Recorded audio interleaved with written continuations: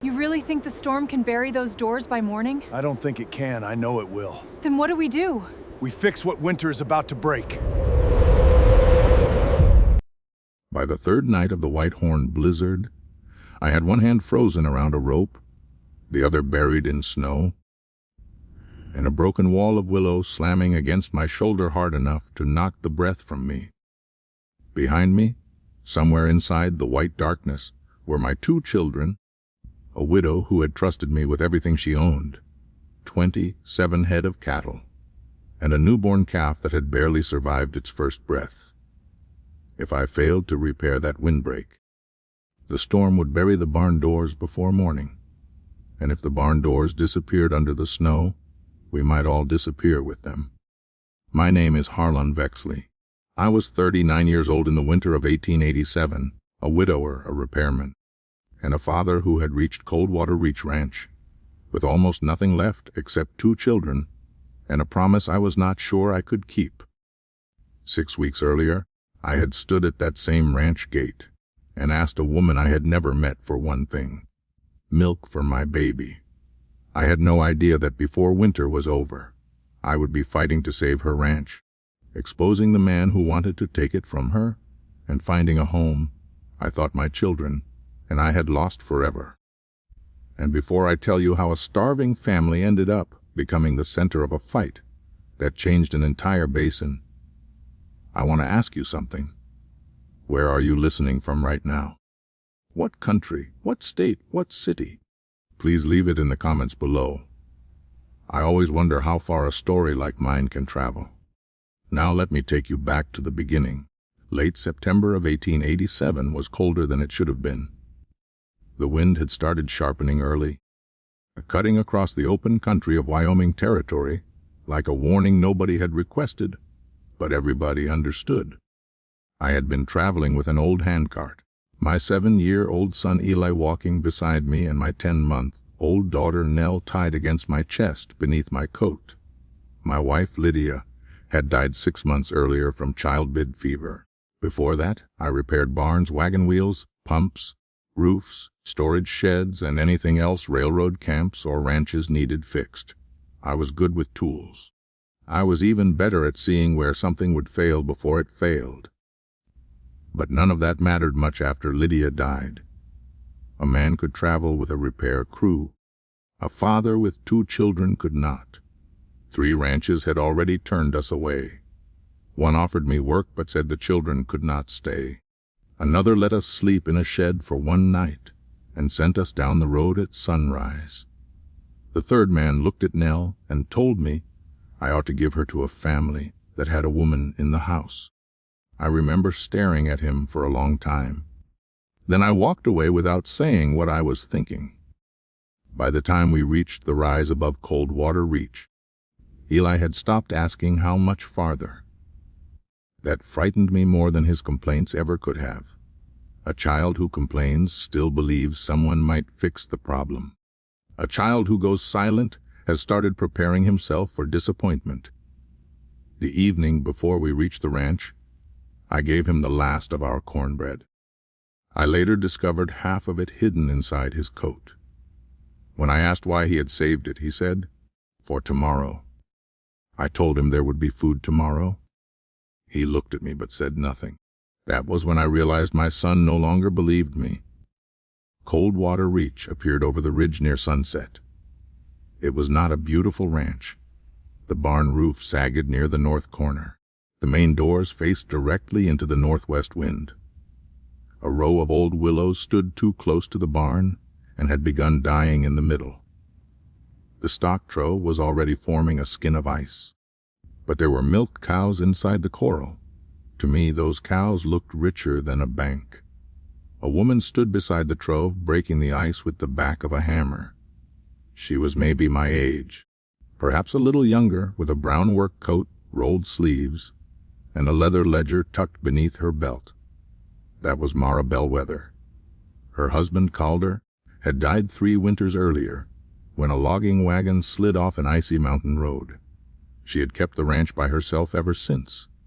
She looked at me, then Eli, then the bundle beneath my coat. "What kind of work do you know?" she asked. I could have told her my life story. I did not.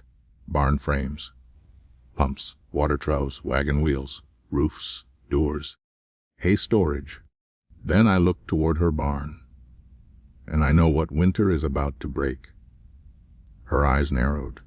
What do you need? I shifted Nell higher against my shoulder. Milk for my daughter. Food for my boy. Somewhere out of the wind. And what do I get? I fix what winter is about to break. Mara glanced toward her buildings. What makes you think anything is broken? I pointed toward the barn. Your doors face the storm wind. Your hay is sitting on damp ground. That water line is too shallow. Your willow row will put the snow exactly where you need the doorway open. Silence stretched between us. Then Nell moved against my chest. She was too tired to cry. She only chewed the corner of her blanket. Mara's face changed. Not softer exactly. More decided. She stepped toward me and held out both arms. The milk comes first, she said. Your claims can wait until morning. That sentence changed my life. Inside her kitchen, she warmed fresh cow's milk with a little water and tested it against her wrist. She made Eli a bowl of beef stew, cornbread, and dried apples. She placed another bowl in front of me. I told her I was not hungry. She looked at my hands shaking around the spoon. I did not ask. Eli ate so quickly I had to tell him to slow down. When he thought no one was watching, he slipped half a piece of cornbread into his coat pocket. Mara saw him. She did not embarrass him. She simply placed another piece beside his bowl. That was the first thing I noticed about her. She did not make kindness noisy. Later, she opened an old storage room near the kitchen and carried down an unfinished cradle. Calder had started building it years before. One rail was still rough. She had kept it all that time. That night, Nell slept in the cradle. Eli fell asleep with bread still hidden in his pocket.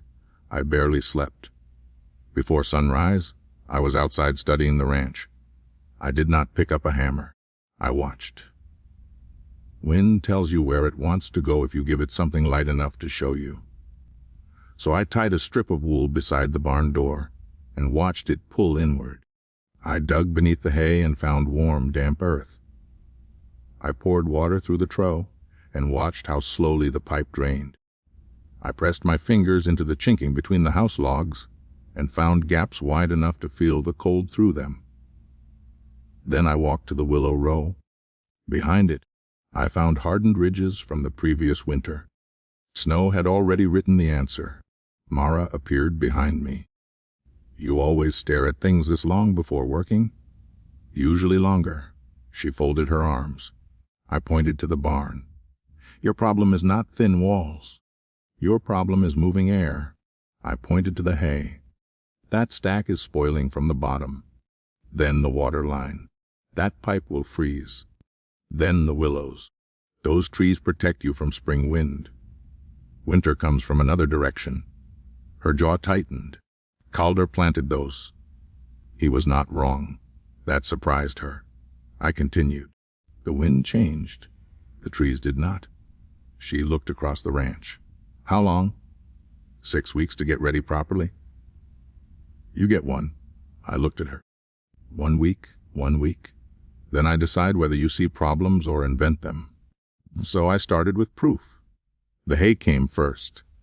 When we lifted the bottom layers, the smell told the story before I could. Sour, warm, damp.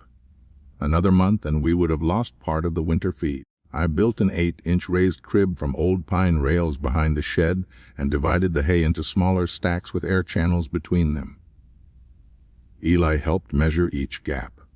At first, he barely spoke. By afternoon, he was calling the numbers out loud. 8 inches. 8 again. 7.5. Fix it, I told him. He smiled for the first time in days. Then we opened the water trench. The pipe was buried a little over 2 feet. It needed to be nearly twice that in the coldest section. Mara looked at the length of the line. We cannot dig all of it. Then we do the part that matters most. That was something I had learned after Lydia died. When you cannot fix everything, you stop wasting strength pretending you can. You protect the next thing that must survive. On the third day, Ruth Fenley arrived with 2 loaves of bread and a jar of goat milk. She was an older widow from a neighboring spread, the kind of woman who knew every birth, debt, argument, engagement, and broken fence within 20 miles. She looked at me, looked at the half-built hay crib, and said, "So you are the man Silas Glee is already complaining about." That was the first time I heard his name. Silas owned the largest ranch in Red Wash Basin. He also controlled the easiest freight road through the northern cut.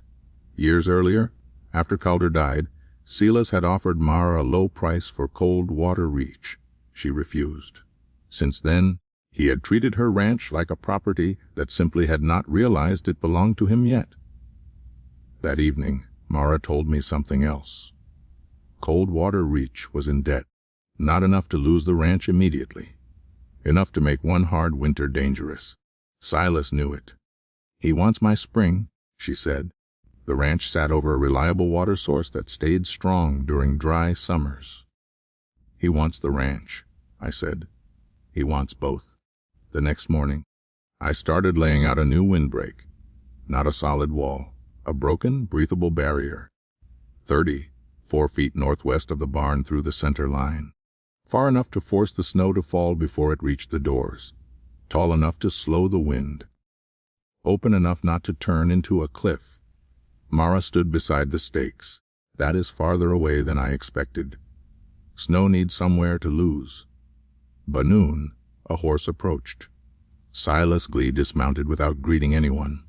He was broad-shouldered, clean-shaved, and dressed better than most men who rode that far outside town. He stared at the posts. "So this is Vexley's famous willow wall." I did not know I was famous. "You are not." His boot kicked one of the stakes. "All this will do is catch snow. If I build it wrong." He smiled. "Drifters always sound confident before the bill comes due." I looked at Mara. She looked straight at Silas. "He is not a drifter," she said. "He is my foreman until his work proves otherwise." I had not known I had the job until that moment. Silas's smile vanished. He mounted again. "Winter will decide." Then he rode away. The first squall arrived 2 days later and proved Silas partly right. The center of my windbreak was too tight. Wind climbed over it and rolled down hard behind the wall. Snow began collecting in exactly the wrong place. One willow panel tore loose. A milk cow refused the new offset passage and nearly broke a gate hinge. 2 of Silas's hands had stopped on the far road to watch. I could feel their satisfaction from 50 yards away. Mara looked at the drifting snow. So I was wrong." She waited. I pulled my knife and cut out nearly a fifth of the willow weave. Then Mara studied the cloth strips tied to the posts. "What if the next branches are woven diagonally?" I looked at her. "Why?" "To spread the wind instead of throwing it straight up." We tried it. The next gust reached the wall, passed partly through, and came out weaker. The snow settled farther from the barn. I laughed. Mara raised an eyebrow. "What? Your wind? My wind? My wall was wrong. Your wind fixed it. For the first time?" She smiled at me. "Then maybe we keep both." That was the beginning of something neither of us named. A week later, County Livestock Inspector Edwin March rode in. He had heard about the changes. Unlike Silas, he did not mock anything. He simply started asking questions that made me uncomfortable. Would a tighter barn trap moisture? Could deep bedding create ammonia? Could the raised hay crib heat from inside? Would the homemade water line pull dirt backward? Was the canvas curtain we planned to hang too close to the stove? I respected him immediately. A man who wants something to work welcomes hard questions. A man who only wants to be praised does not. We made a ledger. Morning temperature. Evening temperature. Firewood used, hay fed, milk collected, bedding moisture. Every time we broke ice, every time a pipe froze, every repair. Mara handed the pencil to Eli. "You write the first line." His letters were uneven, but he wrote them. Facts would speak before pride did. 2 days later, another failure came. The first chinking mix cracked away from the logs. Too much clay. I reached for the scraper. We start again. Mara stopped me. My father sealed sheep sheds. Less clay, more hair, more straw. Scratched the first layer before the second. We mixed it her way, it held. That same afternoon, I found Lydia's old canvas draft curtain folded in my cart. The stitching around the edge had been done by her hand. I stood staring at it. Mara saw me. You do not have to use it. I kept it because I did not know what else to do with it. Then do not destroy it just because you found a use. We hung the whole canvas between the children's room and the main room. No cutting, no new seams. That night, the room stayed warmer. I touched Lydia's stitching before going to bed. For the first time since her death, remembering her did not feel like I was being pulled backward. It felt like something she had made was still protecting our children. The ranch slowly changed. So did we. Mara learned Nell's cries, the hungry cry, the cold cry, the tired cry, the angry cry that meant nothing was truly wrong except the world had disappointed her. One evening, I came inside and found Nell asleep on Mara's shoulder, while Mara wrote numbers in the ledger with one hand. I reached for my daughter. Mara shook her head. She just settled. So I set my gloves beside the stove where Mara could warm her hands later and went back outside. A few days later, Eli was shelling beans beside her. He asked, "Why do you not have children?" I nearly dropped the bucket I was carrying. Mara did not. She looked down at the beans. Some rooms are built and never filled. Eli glanced at Nell asleep in the old cradle. That one is filled now. Mara's hands stopped moving. She said nothing. The next morning, I noticed Eli had left cornbread on the table overnight. He had not hidden it. That might sound like nothing. To me, it was the clearest sign that Coldwater Reach was becoming home. Then Silas made his first real move. A rider delivered a folded note. It said that once heavy snow came, Silas's freight road would be closed to Coldwater Reach, unless Mara signed over spring water rights for 5 years. 5 years would have become forever. Mara read the note twice. Then she folded it. "He put it in writing," I said. "He thinks I am desperate enough that writing does not matter." I looked at the gray sky. How much hay? 19 days by last winter's numbers. I opened the ledger. With the new storage and lower waste, maybe 24. Maybe would prepare for 26. Mara wrote the number at the bottom of the page, 26. Then she drew a line beneath it. From that moment, we stopped preparing for an ordinary winter. We prepared for a siege.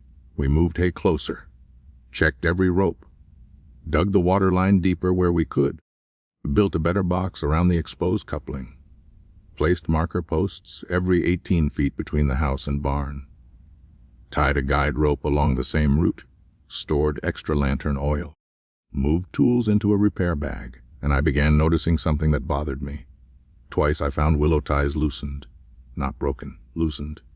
Once, a marker post had been pulled from frozen ground and replaced at an angle.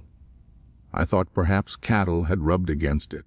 Then Ely found a boot print behind the north section of the windbreak, a large heel with a triangular nail pattern. Not mine, not Mara's, not Eli's, not Ruth's. I did not tell Silas what I suspected. I did tell Mara. She stared toward the distant ridge. "You think he sent someone?" "I think somebody wants this wall to fail." "Can you prove it?" "No." "Then we prepare as though it will happen again." That answer was one reason I trusted her. She did not ask for revenge before evidence. She asked for readiness. 3 days before the blizzard, the animals began reacting. Juniper, our oldest cow, turned her back to the northwest. Birds disappeared. The air went still at the wrong hour. Inspector March sent a warning by rider. An Arctic front was moving south. Winds could exceed 60 miles an hour. No one should travel once the snow began. That evening, Ruth stopped by before heading to relatives. She left goat milk and 2 loaves. At the door, she lowered her voice. Silas has been telling people Mara will sign over the spring before New Year's. She will not. Ruth looked at me. He has also told 2 merchants he expects to own this ranch by summer. Mara stepped into the doorway behind me. Then he has been spending my property early. Ruth smiled without humor. That usually gets expensive. The Whitehorn blizzard arrived before dawn. The first blast hit from the northwest exactly as expected. The windbreak bowed, held, bowed again, held again. Snow struck the woven willow, passed through weaker, and dropped in long drifts away from the barn entrance. The offset passage cut the remaining wind. The barn stayed warmer than it had any right to. The trove filled, then drained. The pipe remained open. The children's room stayed warm behind Lydia's canvas curtain. By midday, the world beyond the marker posts vanished. We moved only by rope. A person could walk 10 feet in the wrong direction and never find the house again. Late that afternoon, we heard pounding. Not at the door. Somewhere beyond the windbreak. I clipped myself to the guide rope and followed the marker posts. At the 3rd post, I saw a shape, a man, half buried. It was Noah Pike, one of Silas's hands. His horse was gone. His face was white with frost. He had mocked my windbreak weeks earlier. Now he was alive because he had seen one of Ele's cloth markers through the snow. We dragged him inside. When he could speak, he told us Silas's north barn was failing. Wind was blowing straight through the doors. Cattle were packed into one corner. Their water had frozen. I said nothing. Noah looked at me. I laughed at your wall. You can laugh again when your feet are warm. That night the storm worsened. Then our oldest milk cow went into early labor. The calf was turned wrong. No veterinarian could reach us. Mara had seen the procedure once. That was all we had. She boiled straps, washed her hands, worked slowly. Eli held the lantern even though his hands trembled. I returned from checking the water just in time to help. The calf came out silent. No breath. Mara cleared its mouth. I rubbed its ribs hard with dry straw. Eli passed us a towel without being asked. Then the calf gasped. That one breath felt louder than the storm. We laughed. Mara cried. I pretended not to notice. Noah, still weak beside the stove, warmed a bottle for Nell. For that hour, nobody at Coldwater Reach was a guest. Nobody was a widow. Nobody was a drifter. Nobody was somebody else's hired hand. We were simply the people who were there. Then came the 3rd day. The hardest wind. Just after noon. A lashing snapped on the north section of the windbreak. I looked through the barn window and saw the panel twisting. One more break and the whole section could peel open. The barn entrance would be exposed. Snow would pile into the offset passage. I reached for the repair bag. Mara grabbed the other end of the rope. You are not going without a line? I know. You come back when I pull twice, if I can. Her eyes hardened. You come back. I tied the rope around my waist. Outside, the storm swallowed me. I crawled from post to post. One was already broken. The willow lattice slammed into my shoulder. I fell. The repair bag opened. Tools scattered into the drift. Only Lydia's old leather strap kept the bag from blowing away. I found one brace, one hammer, one length of rope. Enough. I reached the damaged section. And that was when I saw it. The main lashing had not snapped from strain. It had been cut halfway through. The storm finished the work. For a second, I forgot the cold. The cut was too clean, too deliberate. Somebody had prepared that wall to fail before the blizzard ever arrived. I remembered the loosened ties, the crooked marker, the boot print. I also remembered Noah. If Silas had ordered sabotage, one of his men might know. But first, I had to live. I braced the section with a spare willow pole, wrapped the damaged joint, drove the hammer until my fingers no longer felt like they belonged to me. Then I gave Mara 3 sharp tugs. More line. She fed it. I tied the last knot. The windbreak shuddered, held. I crawled back. When Mara pulled me through the barn entrance, I could barely stand. "It will last until morning," I said. She looked out into the storm. "Morning is enough." By the fourth day, the wind weakened. We counted animals, all alive. The calf had frostbite on one ear, but was nursing. The water still flowed. The hay remained dry. The barn doors opened without digging. The house still had firewood. Noah could stand. I walked the property with a notebook. Mara watched me write. 1 brace too light. 2 marker posts too shallow. Water box needs a better roof. She finally said, "You are counting every weakness before what survived." I closed the notebook. The living can wait 1 hour. Weakness should not be allowed to hide behind success. Then I showed her the cut lashing. Her expression changed. "You are certain?" "I know a knife cut." Noah was standing behind us. He went pale. I turned. "You know something." He looked toward the house, then toward the ridge where Silas's ranch lay beyond the storm. Finally, he said, "Silas told me to loosen 2 of the ties before the cold front." Mara said nothing. Noah kept talking. He said if the wall failed, you would lose cattle. If you lost cattle, you would take his offer. I would not cut anything. I loosened 2 ties and left. Caleb Rusk went back later. He carries a boot with triangle nails because he repaired the heel himself. The same print Illy found. I felt anger rise through me so fast it was almost warm. But Mara asked the important question. "Will you say that in front of Inspector March?" Noah looked at her, then at the barn that had saved his life. "Yes." That was the moment Silas lost Coldwater Reach. He just did not know it yet. When the roads opened, Inspector March arrived first, then veterinarian Amos Keene, then neighbors. They wanted to see the ranch that had come through the White Horn with every Maine animal alive. March checked the barn, the bedding, the hay, the water, the ledger, the drift lines, the repaired windbreak.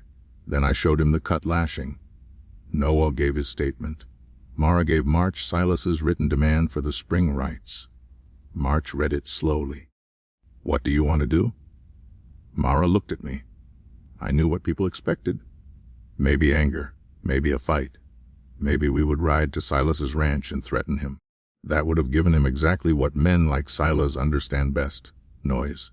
Instead, Mara said, "I want it documented." So we documented everything. The extortion note, the sabotage, the witness, the freight road, the dates, the ledger showing how much Silas's closure could have cost us.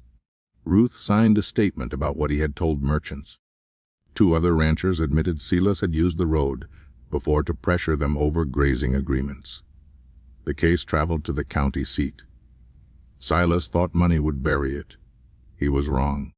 The territorial judge ruled that the freight track across the northern cut had been used as a shared access route for years and could not be closed selectively to force property concessions.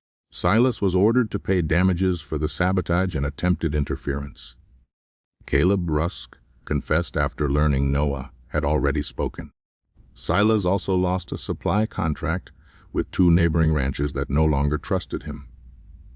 But the part that hurt him most was not the money. It was what happened next. People stopped going to him for advice. They came to us. Ranchers arrived at Coldwater Reach with notebooks. How far from the barn? How open should the willow be? How deep is the pipe? How do you keep the hay from heating? Even men who had laughed stood beside our windbreak, measuring posts. Inspector March began calling it the Coldwater Winter Plan. Silas had tried to make us fail so he could buy us cheap. Instead, he made our success famous. That was the revenge I never had to dirty my hands for. Truth did it cleaner. Then Silas himself arrived. He rode alone. No expensive smile, no audience. He stopped beside the repaired windbreak. For a long time, he said nothing. Finally, he asked, "How far did you set the middle?" 34 feet. Then adjusted for the ground. "How tight is the weave?" "Loose enough to let the wind through." through without letting it keep its strength. He nodded.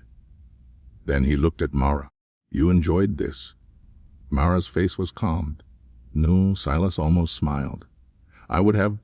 She stepped closer. That is why you lost. He looked at me. I took the folded copy of his old note from my coat, the one demanding spring rights in exchange for road access. I handed it back. You told us winter would decide. His jaw tightened. I nodded toward the wall, the open barn doors, the living cattle, and the neighbors measuring our design. It did. Silas left without another word. 3 days later, a wagon arrived carrying straight willow stakes. No message, no name. We knew where they came from. Mara used every one, not because she forgave him, because useful wood should not be wasted. A week after the hearing, Mara asked me into the ranch office.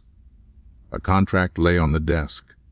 It gave me a share of the ranch profits and authority over winter systems, structural work, and water. Then I saw the last line. Eli Vexley and Nell Vexley would always have a home at Coldwater Reach regardless of what happened between Mara and me. I read it twice. Why? Mara looked at me. Why what? Why give me part of something that was yours? She turned the paper back toward me. I am not giving you what was mine. Her voice softened. I am naming what you already carried. I signed. That evening we sat beside the stove. 2 tin cups waited there. The fire was low. Nell was asleep behind Lydia's canvas. Eli had left half a piece of cornbread on the table. Still not hidden, I looked at Mara. I came here asking for milk. I remember. I never meant to owe you a life. You do not. She held her cup between both hands. But there is a life here, Harlan, if you mean to share it. I smiled. I will stay until the snow is gone. Stay until the grass comes back. Longer than that. We married in May. Quietly. Inspector March and Dr. Keene witnessed it. Ruth cried louder than anyone. Noah came too. Silas did not. But the willow stakes he sent were holding the repaired north section of the windbreak, so in his own strange way, he was present. Afterward, Eli asked Mara, Do I have to call you something different now? She crouched beside him. You never have to call me anything you do not mean. He nodded. For weeks, he still called her Mara.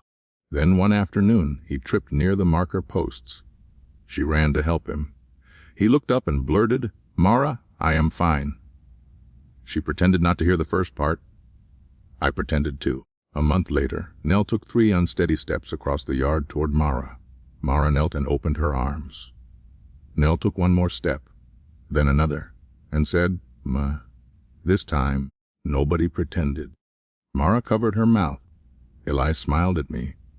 I looked toward the windbreak, the open barn, the full trough, and the green grass pushing through ground that had once been buried beneath the worst storm any of us could remember. I told Mara, the ranch still needs fixing. She handed me the second tin cup. That is good. Why? You said you would stay as long as there was work. Before I finish, let me give you the heart of this story in a few simple words. I arrived at Coldwater Reach as a desperate widower with 2 hungry children. Mara gave us food before she demanded proof. In return, I helped prepare her ranch for a winter that could have destroyed everything she owned.